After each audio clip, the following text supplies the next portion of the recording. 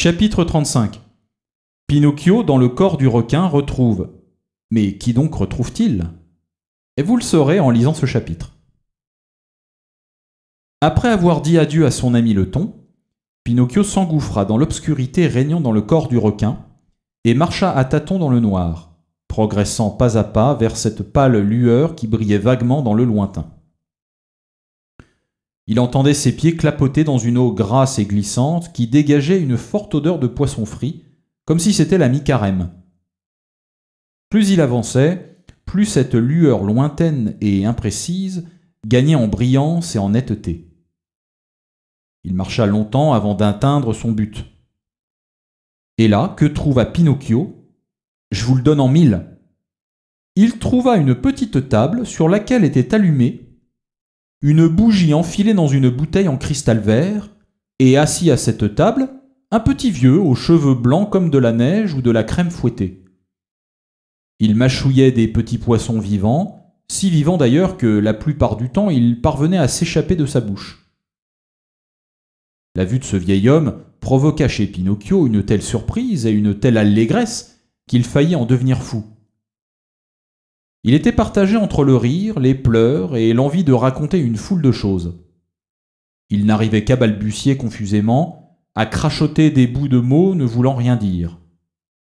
Finalement, il parvint à sortir de sa gorge un cri de joie, ouvrit grand ses bras et se jeta au cou de l'homme.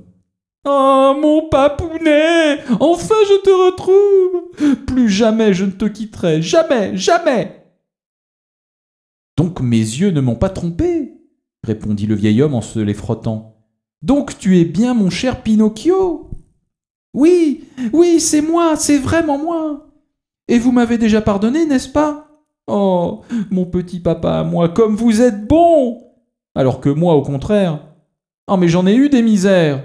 Tout est allé de travers.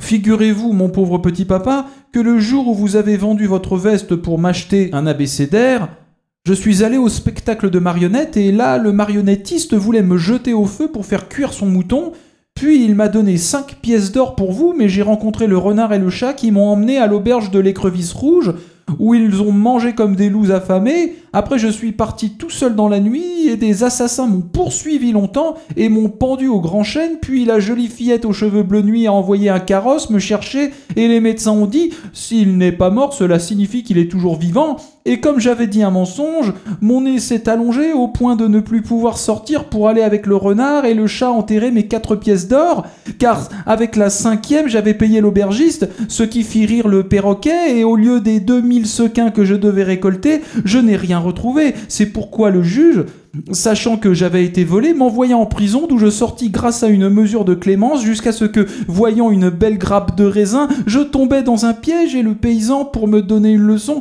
m'a fait garder le poulailler et quand il m'a rendu ma liberté, le serpent dont la queue fumait se mit lui aussi à rire si fort qu'il fit éclater une veine de sa poitrine et c'est comme cela que je me suis retrouvé chez la jolie fillette aux cheveux bleu nuit qui était morte. Alors le pigeon, voyant que je pleurais, me dit « J'ai vu ton papa qui fabriquait une chaloupe pour te chercher. » Et moi, je lui ai répondu « Ah, comme j'aimerais avoir des ailes, moi aussi !» Et il m'a dit « Tu veux voir ton papa ?» Et moi, j'ai dit « Oh oui, alors, mais qui va m'emmener ?» Et lui « Moi, je te porterai. » Et moi « Comment ?» Et lui « Tu n'as qu'à monter sur mon dos. » C'est ainsi que nous avons volé toute la nuit et le lendemain matin, des pêcheurs qui regardaient la mer me dirent « Il y a un pauvre homme sur une barque qui est en train de se noyer. » Et moi, de loin, je t'ai tout de suite reconnu parce que mon cœur me disait que c'était vous. Et alors, je t'ai fait signe de revenir. « Moi aussi, je t'ai reconnu, » l'interrompit Geppetto. « Et j'aurais volontiers fait demi-tour, mais comment ? La mer était grosse et une énorme vague a fait chavirer ma chaloupe. C'est à ce moment-là qu'un horrible requin qui rôdait dans les parages m'a repéré, s'est dirigé vers moi et, tirant la langue, m'a avalé comme une tartelette bolognaise. « Et cela fait combien de temps que vous êtes enfermé ici ?» interrogea Pinocchio. « Et depuis ce jour, il a dû s'écouler 2 années. » 2 années, mon pauvre Pinocchio, qui m'ont paru 2 siècles. « Et comment avez-vous fait pour vivre ? Et où avez-vous trouvé cette bougie ? Et les allumettes pour l'allumer, qui vous les a données ? » Et je vais tout te raconter. En fait, la même tornade qui me fit chavirer coula aussi un navire marchand. Son équipage parvint à se sauver, mais le requin qui avait ce jour-là bon appétit avala aussi le bâtiment. « Comment ? D'un seul coup ?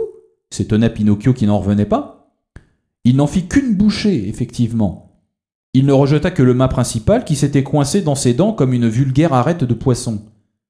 Ma grande chance fut que ce navire était chargé de viande conservée dans des caisses étanches, de pain grillé, de bouteilles de vin, de raisins secs, de fromage, de café, de sucre, de bougies et de boîtes d'allumettes en cire. Grâce à ce véritable don de Dieu, j'ai pu survivre durant 2 ans, mais aujourd'hui cela touche à sa fin. Il n'y a plus rien dans le garde-manger et cette bougie allumée est la dernière qui restait. Et après ?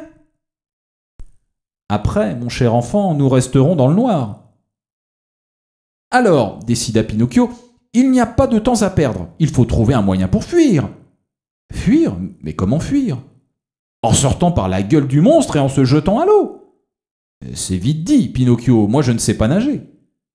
Aucune importance, mon papounet. Vous monterez sur mon dos et moi, qui suis un bon nageur, je vous porterai jusqu'à la côte. Tu rêves, mon garçon, soupira Geppetto en secouant la tête et en souriant tristement.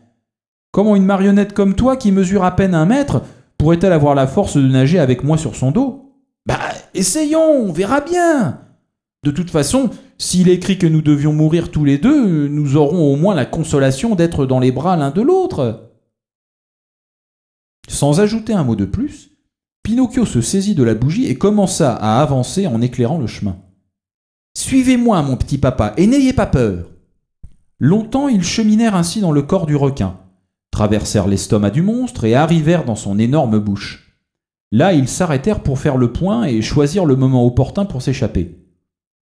Le requin, qui était très vieux, souffrait d'asthme et avait des palpitations cardiaques, si bien qu'il était obligé de dormir la bouche ouverte. Pinocchio en profita pour regarder au dehors.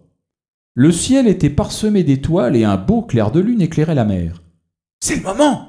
murmura-t-il à son père. « Le requin dort comme un loir, la mer est tranquille, et on y voit comme en plein jour.